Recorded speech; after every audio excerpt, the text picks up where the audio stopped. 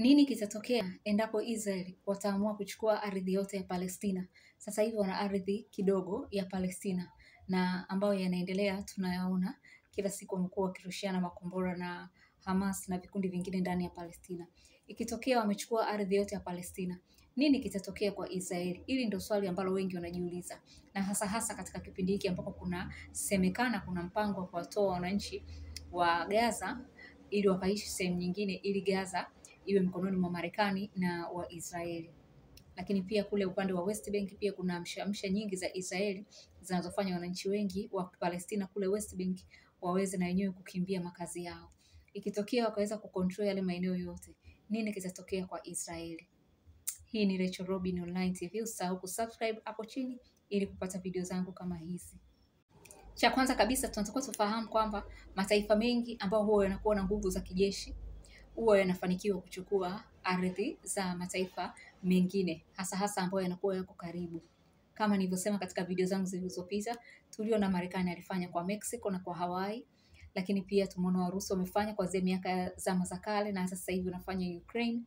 China tumeona wamefanya maeneo kama Tibet. Kwa hiyo hii ni kawaida kwa nchi nyingi kubwa zenye nguvu kijeshi kufanya hivyo. Kwa hiyo na huwa wanafanikiwa. Kwa hiyo pengine na Israel wanaweza wakafanikiwa wakachukua eneo la Palestina kwa sababu wana nguvu kijeshi zaidi ya Palestina, wanapewa backup na jeshi namba 1 duniani Marekani, lakini pia wana teknolojia nyingi.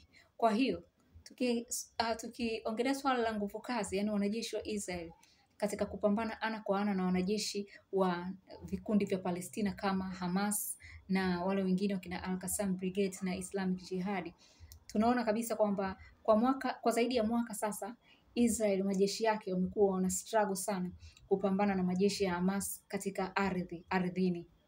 Na tumeona kwa zaidi ya mwaka sasa wameshindwa kukomboa mateka kijeshi kutokana na kwamba wana struggle sana katika vita ya ardhini.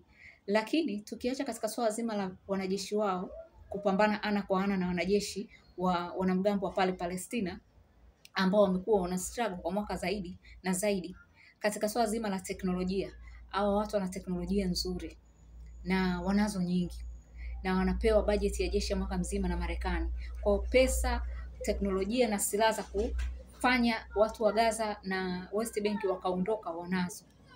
Kwa hiyo tunaona hata kama nguvu kazi ya Israeli huwa ina struggle sana ardhini kupambana na Hamas, tunaona wana nguvu ya anga. Wana nguvu kubwa ya anga, wana control anga. Umeona anga ya Palestina wana control wao. Kwa hiyo wakitumia tu nguvu ya anga inakuwa rahisi kuwafanya wananchi wakakimbia wenyewe. Yaani hata kama hivi vikundi havitakimbia, lakini wananchi wanaweza wakakimbia wenyewe maeneo yao. Kama sasa hivi, yani kama wale wananchi wa Gaza mipaka ikifunguliwa, nafikiri wanaweza wakakimbia, ni vile mipaka yao yote imefungwa. Kwa hiyo hawana sehemu ya kukimbilia. Kutokana na kwamba kila siku makombora yanarushwa na kuharibu nyumba za raia. Kwa hiyo wana uwezo wa kuamua sasa tunafungua mipaka, tunarusha makombora, ambaye atabaki shauri yake, ambaye atataka aondoke. Kwa hiyo ni wazi wengi wataondoka. Umeona kule West Bank kwenyewe sasa hivi wanatifua maeneo mbalimbali, wananchi wengi wameanza kuondoka. Kwa hiyo nguvu hiyo ya pesa na teknolojia, na kwa kuwa wanatawala anga, wana uwezo wa kuondoa wa Palestina katika ardhi zao. Umeona, lakini ikumbuke pale kuna maandaki. Kwa kama nilivyosema, wanaweza kaondoa wananchi, lakini vikundi hivi vikabaki. Kuna maandaki wako chini, kuna maandaki inasemekana mengine yanatokea mpaka katika nchi jirani. Umeona, umo chini ya maandaki wana teknolojia zao mbalimbali za masilaha na kila kitu. Kwa hiyo in case ikitokea Israel ndio wakafanikiwa kuichukua Palestina yote, hawatakaa kwa amani katika hiyo ardhi. Kila siku itakuwa inarushiwa makombora. Yaani sasa hivi Marekani wanatoa bajeti nzima ya jeshi ya Israel. Nafikiri ikitokea Israel wameichukua Palestina nzima, itabidi Marekani waongeze bajeti ya jeshi kwa Israel, kwa sababu itabidi waanze kuwa protect zaidi, yani kuwalinda zaidi, kutokana na kwamba sasa hivi tu Israel wamechukua ardhi ambayo si nyingi sana ya Palestina, lakini fikiria wanapitia haya yanayopitia Palestina, wanapambana kweli kweli kuipambania ardhi yao. Sasa ikitokea wamechukua yote, maana yake ni kwamba Palestina wataongeza mapambano zaidi. Kwa hiyo maana yake ni kwamba Marekani atakuwa na kazi kubwa zaidi ya kuilinda Israeli. Kwa hiyo kwa kuwa vurugu zitakuwa ni mara mbili ya hizi zilizoko sasa hivi kutoka kwa hivi kundi vya kina Hamas, mwisho wa siku wanaweza kaja wakachoka Israeli wakarudisha ardhi. Sasa hivi ikitokea hata wakaichukua ardhi, kama kwenye video iliyopita nimwambieni kwamba wana mpango wa kujenga mfereji wa Ben Gurion utakaogharimu pesa nyingi sana pale Gaza. In case wakaichukua, in case ikawa huu mpango ni wa kweli, ni tuhuma za kweli, wakachukua Gaza, wakajenga ule mfereji, ni wazi kabisa Hamas watakuwa wanaushambulia ule mfereji popote pale watakapokuwa, kwa sababu hawataenda mbali, watakuwa kwenye mandaki, lakini pia watakuwa katika nchi jirani na wanao makombora ya kuruka kutoka katika sehemu yoyote pale Mashariki ya Kati na kutua ndani ya Israeli.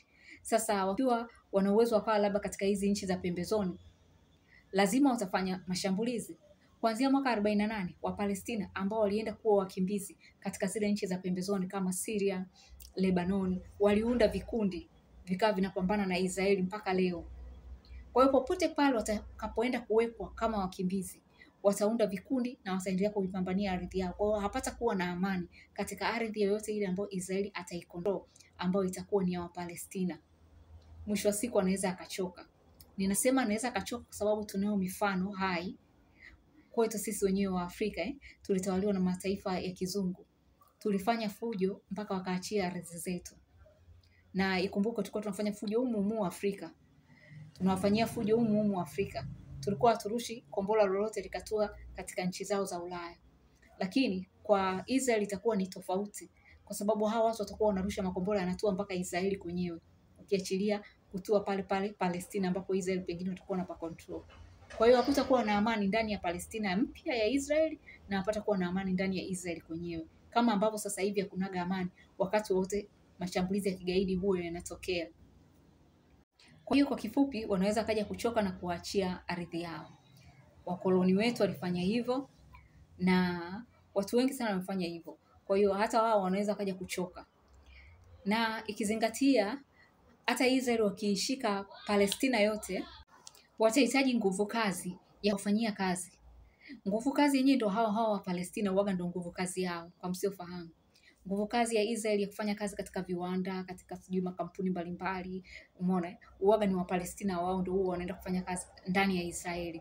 Kwa hiyo watahitaji nguvu kazi ambao nguvu kazi yenyewe ni wa Palestina, wao ndio nguvu kazi pekee ambao wanaweza wakaipa pesa ndogo alafu wakafanya kazi yao vizuri, tofauti na kuchukua nguvu kazi sehemu nyingine, let's say katika nchi kama India ambako wako wengi sana Wahindi, lakini kuwachukua watu kutoka India kuwaleta pale watawalipa hela nyingi kidogo zaidi kuliko wakiwatumia wale wa Palestina.